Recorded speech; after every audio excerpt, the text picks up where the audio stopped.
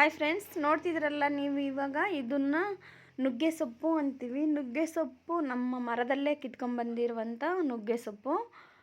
Please subscribe ತಾರಿಕಟ್ಟೆ ತಾಲೀಸ್, ಯೂಟ್ಯೂಬ್ನಲ್ಲಿ ಬರುತ್ತೆ, ಸರ್ಚ್ ಮಾಡಿ. ತೆಲುಗು ಚಟ್ನಿಗಳು ಮಾಡ್ತೀನಿ. ಇವಾಗ ನುಗ್ಗೆ ಸೊಪ್ಪು ಚಟ್ನಿ ಮಾಡ್ತಾಯಿದ್ದೀನಿ ನೋಡಿ. ಒಣಮೆಣ್ಸಿನ್ಕಾಯಿನ ಒಂದು ಬಾಣಲಿನಲ್ಲಿ ಹಾಕಿ ಫ್ರೈ ಮಾಡ್ಕೋಬೇಕು. ಅದು ಕಪ್ಪಾಗ್ದಂಗೆ ನೋಡ್ಕೋಬೇಕು, ಹಾಕಿದ್ದಂಗೆ ತಿರುಗಿಸ್ತಾನೆ ಇರಬೇಕು ನೋಡಿ. ಈ ಥರ ಫ್ರೈ ಆಗಿರುತ್ತೆ. ಅದಕ್ಕೆ ಧನಿಯಾ ಮತ್ತು ಎಳ್ಳನ್ನು ಸೇರಿಸಿದ್ದೀನಿ, ಜೀರಿಗೆನೂ ಸೇರಿಸ್ಕೊಂಡಿದ್ದೀನಿ. ನಮಗೆ ಎಷ್ಟು ಬೇಕು ಖಾರ ನಾವು ತಿಂತೀವಿ ಅಂದರೆ ಒಂದು ಸ್ವಲ್ಪ ಕಡಿಮೆ ಹಾಕ್ಕೋಬೋದು, ಇಲ್ಲಾಂದರೆ ಇಲ್ಲ. ಈಗ ಇದಕ್ಕೆ ಎಳ್ಳು ಬದಲಿಗೆ ಅದಕ್ಕೆ ಶೇಂಗಾನೂ ಸೇರಿಸ್ಕೋಬೋದು, ಶೇಂಗಾ ಬೀಜ. ಆದರೆ ನಾನು ಇಲ್ಲಿ ಎಳ್ಳಿನಿಂದ ತಯಾರಿ ಮಾಡ್ತಾಯಿದ್ದೀನಿ. ಈಗ ನೋಡಿ, ಅದು ಎಲ್ಲ ಫ್ರೈ ಆಗಿದೆ. ಎಳ್ಳು, ಜೀರಿಗೆ, ಧನಿಯಾ, ಒಣಮೆಣ್ಸಿನ್ಕಾಯಿ ಎಲ್ಲ ಈ ರೀತಿ ಫ್ರೈ ಆಗಿದೆ. ಅದನ್ನು ಮತ್ತೆ ಅದೇ ಬಾಣಲಿನಲ್ಲಿ ಒಂದು 4 ಟೊಮೊಟೊ ತಗೊಂಡು ಅದನ್ನು ಕಟ್ ಮಾಡಿ ಬಾಣಲಿಯಲ್ಲಿ ಹಾಕಿದ್ದೆ. ಅದಕ್ಕೆ ಮತ್ತೆ ಬಿಡಿಸಿಟ್ಟಿರುವಂಥ ನುಗ್ಗೆ ಸೊಪ್ಪನ್ನು ಹಾಕಿದ್ದೀನಿ. ಅದಕ್ಕೆ ಒಂದು ಸ್ವಲ್ಪ ನೀರನ್ನು ಸೇರಿಸ್ಕೋಬೇಕು.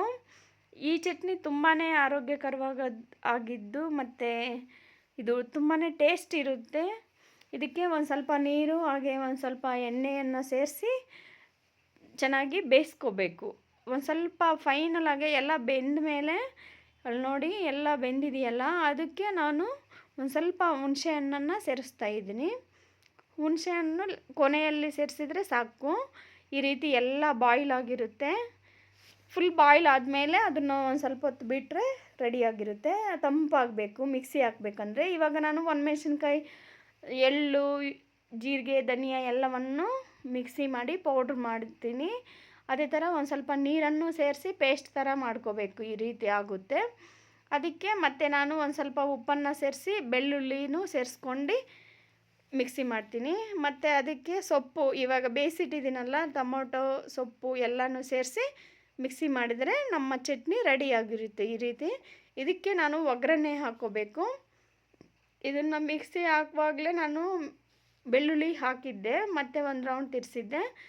ಈಗ ಈರುಳ್ಳಿಯಿಂದ ಒಗ್ಗರಣೆ ಮಾಡ್ಕೋಬೇಕು. ಈರುಳ್ಳಿನೂ ಹಾಕಿ ಇವಾಗ ಅದೇ ಬಾಣಲಿಯಲ್ಲಿ ನಾನು ಚಟ್ನಿ ಎಲ್ಲ ಹಾಕ್ತಾಯಿದ್ದೀನಿ ನೋಡಿ. ಎಲ್ಲ ಮಿಕ್ಸಿ ಮಾಡ್ಕೋಬೇಕು ನಾವು. ಸೊಪ್ಪೆಲ್ಲ ಒಂದು ರೌಂಡು ಎಲ್ಲನೂ ಸೇರಿಸಿ ಒಟ್ಟಿನಲ್ಲಿ ಎಲ್ಲನೂ ಸೇರಿಸಿ ಮಿಕ್ಸಿ ಹಾಕಿ ಈ ರೀತಿ ಚಟ್ನಿ ತಯಾರಿ ಆಗಿರುತ್ತಲ್ಲ, ಅದಕ್ಕೆ ನಾನು ಈರುಳ್ಳಿಯನ್ನು ಸೇರಿಸಿ ಮಿಕ್ಸ್ ಮಾಡ್ತಾಯಿದ್ದೀನಿ. ಹಾಗೆ ಇದೇ ಬಾಣಲಿನಲ್ಲಿ ಒಂದು ಸ್ವಲ್ಪ ಒಗ್ಗರಣೆ ಇಟ್ಕೊಂಡ್ರೆ ಚೆನ್ನಾಗಿರುತ್ತೆ ಚಟ್ನಿ ಅಂತೂ. ಇವಾಗ ನೋಡಿ, ಒಂದು ಬಾಣಲಿಯಲ್ಲಿ ಒಂದು ಸ್ವಲ್ಪ ಎಣ್ಣೆಯನ್ನು ಹಾಕಿ ಒಗ್ಗರಣೆಯನ್ನು ಮಾಡ್ತೀನಿ. ಇದು ಎಲ್ಲದಕ್ಕೂ ಇದು ಚಪಾತಿಗೆ, ಮುದ್ದೆಗೆ, ದೋಸೆಗೆ, ರೈಸ್ಗಂತೂ ಫುಲ್ಲು ಕಾಂಬಿನೇಷನ್. ಅಂದರೆ ರೈಸ್ಗೆ, ಬಿಸಿ ಬಿಸಿ ಅನ್ನಕ್ಕೆ ತುಪ್ಪ ಹಾಕ್ಕೊಂಡು ತಿಂದರೆ ಸಖತ್ತಾಗಿರುತ್ತೆ. ಈ ರೀತಿ ಒಗ್ಗರಣೆ ಬೀಜ ಹಾಕಿ ಕರಿಬೇವು ಹಾಕಿದ್ದೀನಿ ಅಷ್ಟೇ. ಇನ್ನು ನಮ್ಮ ಚಟ್ನಿ, ಪರ್ಫೆಕ್ಟಾದ ಚಟ್ನಿ ರೆಡಿ. ಪ್ಲೀಸ್ ಸಬ್ಸ್ಕ್ರೈಬ್ ತಾರಿಕಟ್ಟೆ ತಾಲೀಸ್. Thank you.